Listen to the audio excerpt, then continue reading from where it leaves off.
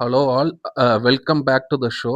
இன்னைக்கு கோல்டில் இன்வெஸ்ட் பண்ணலாமா இல்லை மியூச்சுவல் ஃபண்டில் இன்வெஸ்ட் பண்ணலாமா அப்படிங்கிறது பார்க்க போகிறோம்.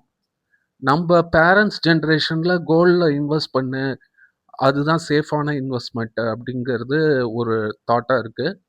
ஆல்டர்னேட்டிவ் தாட் வந்து நம்ம ஜென்ரேஷனில் மியூச்சுவல் ஃபண்டில் இன்வெஸ்ட் பண்ணு, ஒரு 5 இயர்ஸ் 10 இயர்ஸில் growth அதிகமாகும், ஹையர் ரிட்டர்ன் ஆன் இன்வெஸ்ட்மெண்ட் இருக்கும் அப்படின்னு சொல்லுவோம்.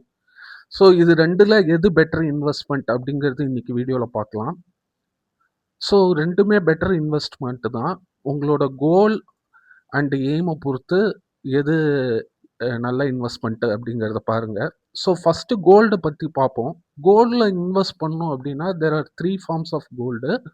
ஒன்று சாவரின் கோல்டு பாண்டு, ரெண்டாவது கோல்டு ETF, மூணாவது physical gold. So sovereign gold bond அப்படிங்கிறது கவர்மெண்ட் பேக்டு ஸ்கீமு. 2.5% இன்ட்ரெஸ்ட் வந்து ரேட் பர் ஆனம் உங்களுக்கு கிடைக்கும். 8 இயர்ஸில் full gold return on investment எடுக்கலாம்.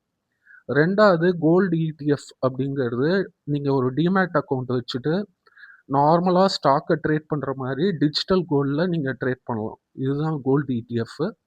தேர்டு வந்து ஃபிசிக்கல் கோல்டு. நம்மளுக்கு தெரியும், like jewels, gold coins, gold biscuits, இதெல்லாம் ஃபிசிக்கல் கோல்டில் வரும். ஸோ ஜென்ரலாக கோல்டை பற்றி என்ன இருக்குது அப்படின்னா, லைக் ஃபினான்ஷியலாக அது ஒரு சேஃப்டி நம்மளுக்கு கொடுக்குது. ஸோ சிம்பிளாக அனாலஜி சொல்லணும் அப்படின்னா, ஒரு காரில் நம்ம போகிறோம், லைக் டக்குன்னு ஒரு கிராஷ் ஆகுது அப்படின்னா சேஃப்டி பெல்ட் தான் நம்மளுக்கு ஹெல்ப் பண்ணுது.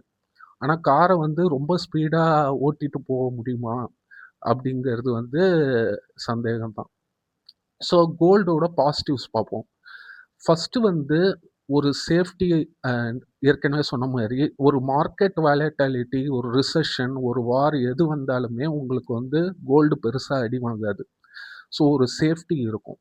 ரெண்டாவது இன்வெஸ்ட்மெண்ட் ஹெட்ஜிங். லைக் மார்க்கெட் அப் ஆனாலும் மார்க்கெட் டவுன் ஆனாலும் இன்ஃப்ளேஷனுக்கு தகுந்த மாதிரி கோல்டு வந்து உங்களுக்கு ரிட்டர்ன் ஆன் இன்வெஸ்ட்மெண்ட் கொடுக்கும். மூணாவது வந்து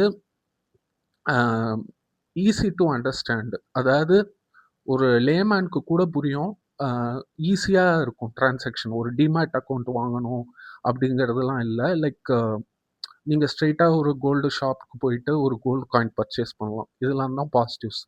நெகட்டிவ்ஸ் பார்ப்போம். கோல்டில் இன்வெஸ்ட் பண்ணால் என்னெல்லாம் நெகட்டிவ்ஸ். ஃபஸ்ட்டு பார்த்தீங்கன்னா, எது பாசிட்டிவாக சொன்னோமோ அதுவே நெகட்டிவாக தான் இருக்குது. லைக் ஸ்டெபிலிட்டி அப்படின்னு சொல்கிறோம். லைக் அடுத்த லீகுக்கு போகிறதுக்கு கோல்டு ஹெல்ப் பண்ணுமா அப்படின்னா கிடையாது. ஸோ வந்து மோரார்லெஸ் ஒரு ஃபிக்ஸட் டெபாசிட்டோட ஒரு ஹையர் அண்ட் மாதிரி தான் இருக்கும். ரெண்டாவது வந்து ஃபிசிக்கல் கோல்டு ப்ராப்ளம். அதாவது மேக்கிங் சார்ஜஸ்ன்னு இருக்குது. லைக் ஒரு ஜுவல்லரி வாங்குகிறோம் அப்படின்னா அந்த மேக்கிங் சார்ஜஸ்லாம் இருக்கும்.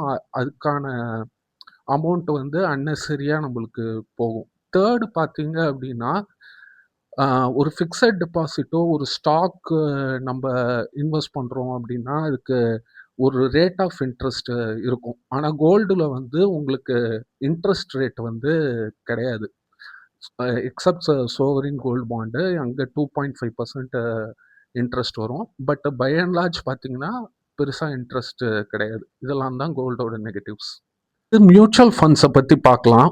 மியூச்சுவல் ஃபண்ட்ஸ்னால் என்ன அப்படின்னா, நீங்கள் ஒரு group of stocks or bonds உங்களுக்கு பதிலாக ஃபண்ட் மேனேஜர் ஆர் ஏஜென்ட் வந்து மேனேஜ் பண்ணுவோம். So there are 3 types of funds in mutual fund.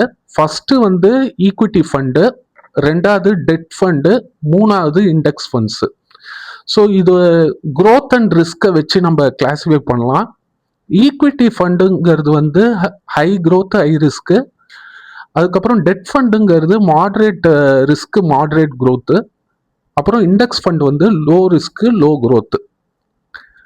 So okay, so mutual ஃபண்ட்ஸோட positives பார்ப்போம். First positive long term wealth creation. ஒரு 5 to 10 இயர்ஸ் அப்படி wait பண்ணிங்கன்னா like mutual fund வந்து higher rate of interest கொடுக்கும். Sometimes double R triple கூட ஆக வாய்ப்பு இருக்குது. ரெண்டாவது எஸ்ஐபிங்கிறது மியூச்சுவல் ஃபண்டோட ஒரு சப்செட்டு. இப்போ ஒரு 1 lakh இருக்கு, அது நீங்கள் ஸ்ட்ரைட்டாகவே போடுறீங்க, ஒரு 8 இயர்ஸில் டபுள் ஆகுது அப்படின்னா அந்த 10,000 ஒரு 10 monthsக்கு போட்டீங்க அப்படின்னா அது பேர் எஸ்ஐபி. இது மார்க்கெட்டை ஹெட்ஜ் பண்ண ஹெல்ப் ஆகும். மார்க்கெட் அப் ஆனாலும் டவுன் ஆனாலும் ஆம், அதுக்கு தகுந்த மாதிரி ஹெட்ஜிங் பண்ணி லைக் அதிக ரேட் ஆஃப் இன்ட்ரெஸ்ட் நம்ம ஈல்டு பண்ணலாம். மூணாவது, இன்ஃப்ளேஷனை வந்து பெட்டராக பீட் பண்ணணும் கோல்டை விட அப்படின்னா மியூச்சுவல் ஃபண்டு தான் பெட்டர் ஆப்ஷன்.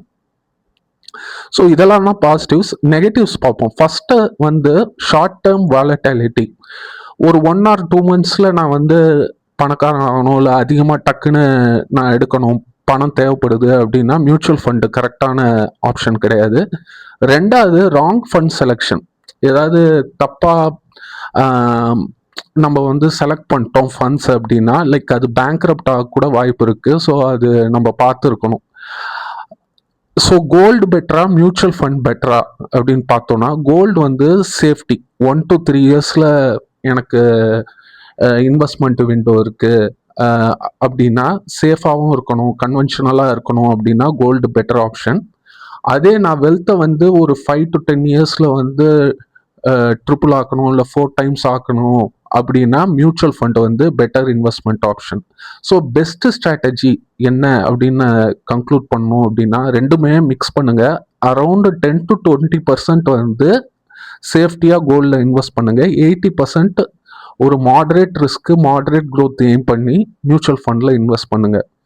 ஸோ நீங்கள் கமெண்ட் செக்ஷனில் கமெண்ட் பண்ணுங்க கோல்டு ஆர் மியூச்சுவல் ஃபண்ட் எது உங்களுக்கு இன்வெஸ்ட் பண்ண இன்ட்ரெஸ்ட் இருக்குன்ட்டு.